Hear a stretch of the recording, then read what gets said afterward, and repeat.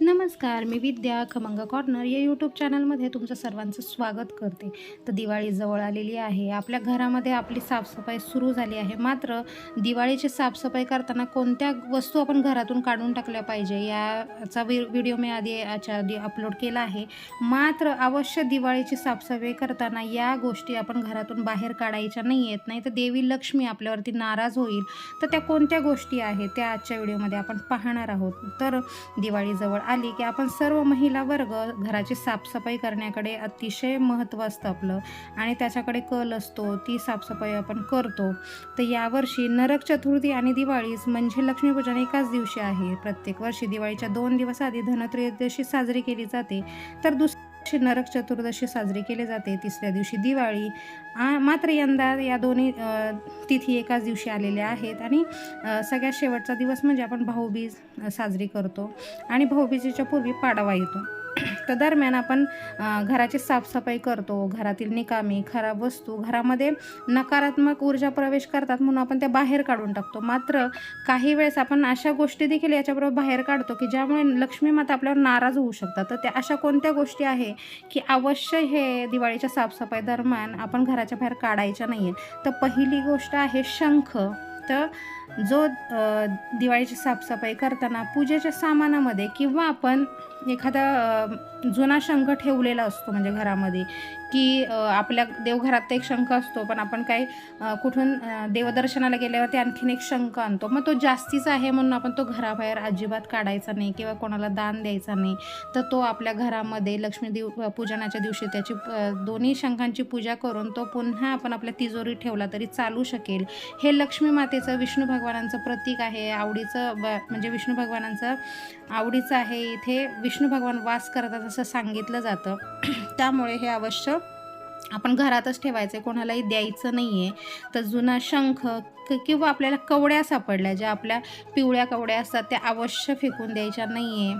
त्या आपण पुन्हा धुवून स्वच्छ करून आपण त्या पूजेमध्ये ठेवायच्या आहेत आणि नंतर आपण तिजोरीमध्ये ठेवू शकतो. जर आपल्या कवड्या किंवा हे शंख जर खराब झाले असेल तर या पूजेमध्ये ठेवून नंतर आपण याचं पाण्यामध्ये विसर्जन करू शकतो.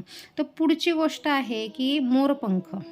मोरपंख आपल्याला सर्वांना माहीत आहे की श्रीकृष्णांचं अत्यंत प्रिय आहे आणि त्याचप्रमाणे आपण जर हे जे मोरपंख असतात हे आपल्या देवघराच्या इथे किंवा तिजोरीत ठेवलं तर आपल्या घरामध्ये सुख शांती लाभते, खूप भरभराट येते, आपल्याला ऐश्वर्य संपत्ती लाभते. तर नक्कीच आपल्याकडे जर मोरपंख असेल आणि मुलं काही वेळेस खेळायला घेतात, ते तुटतात किंवा म्हणजे लहान होऊन जातात, आपल्याला मोठं हवं आहे, तर अशा कारणाने देखील आपण मोरपंख किंवा मोरपीस असतो तो बाहेर फेकून द्यायचा नाही आहे. तो त्याचप्रमाणे व्यवस्थित म्हणजे कापून वगैरे तो पुन्हा आपण त्याची पूजा करून आपण जिथे ठेवतो देवघरामध्ये तिथे ठेवायचं आहे. अवश्य या गोष्टी आपण घराच्या बाहेर काढायच्या नाही आहे. तर तिसरी गोष्ट आहे झाडू. तर हिंदू धर्मात झाडूला देवी लक्ष्मीचं रूप मानलं जातं. दिवाळीची साफसफाई करताना घरातील जुना झाडू फेकून द्यायचा नाही आहे.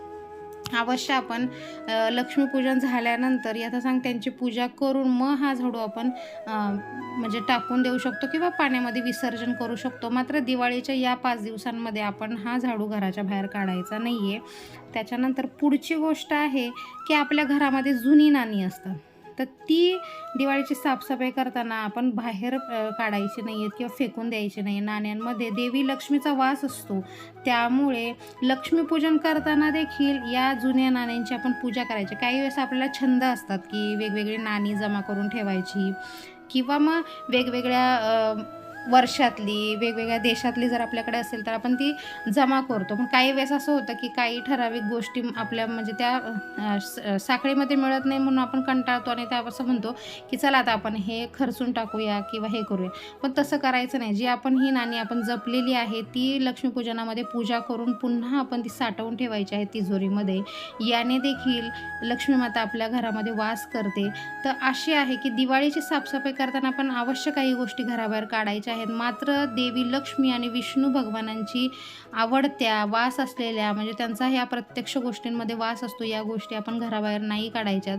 आणि जर शक्य असेल किंवा त्या खराब झाल्या असतील किंवा त्या आपण ठेवू शकत नाही, तर त्यांची दिवाळीच्या दरम्यान पूजा करायची आहे आवश्यक आणि नंतर आपण ते पाण्यामध्ये प्रवाहित करू शकतो.